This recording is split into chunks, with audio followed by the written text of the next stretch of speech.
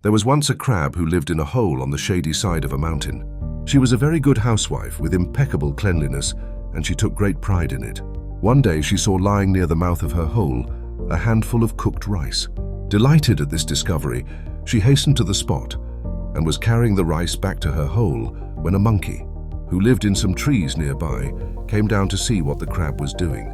His eyes shone at the sight of the rice, for it was his favorite food, and like the sly fellow he was, he proposed a bargain to the crab. She was to give him half the rice in exchange for the kernel of a sweet red kaki fruit which he had just eaten.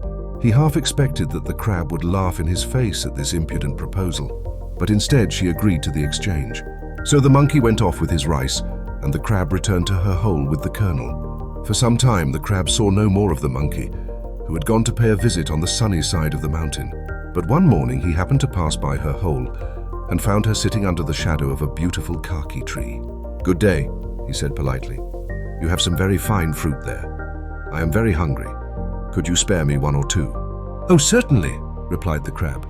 "But you must forgive me if I cannot get them for you myself. I am no tree climber." "Please do not apologize," answered the monkey. "Now that I have your permission, I can get them myself quite easily." And the crab consented to let him go up, merely saying that he must throw her down half the fruit.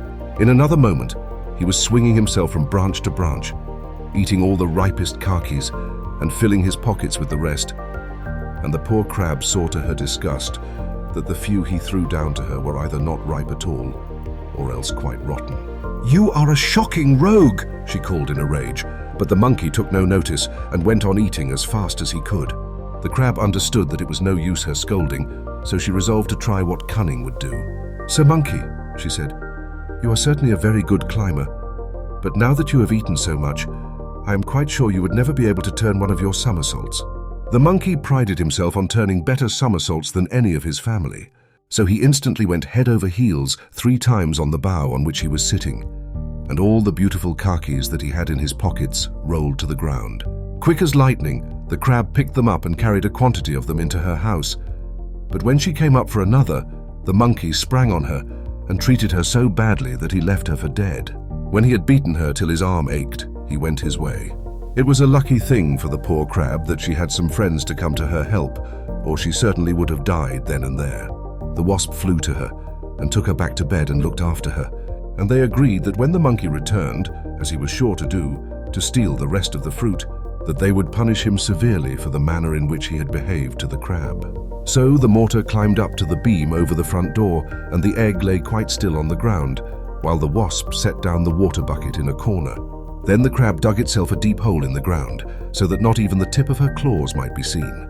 Soon after everything was ready, the monkey jumped down from his tree, and creeping to the door began a long, hypocritical speech, asking pardon for all he had done.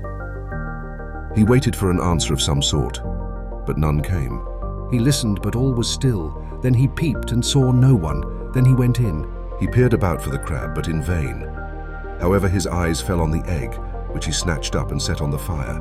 But in a moment the egg had burst into 1,000 pieces, and its sharp shell struck him in the face and scratched him horribly. Smarting with pain, he ran to the bucket and stooped down to throw some water over his head. As he stretched out his hand up, started the wasp and stung him on the nose. The monkey shrieked and ran to the door, but as he passed through, down fell the mortar and struck him dead. After that, the crab lived happily for many years, and at length died in peace under her own kaki tree.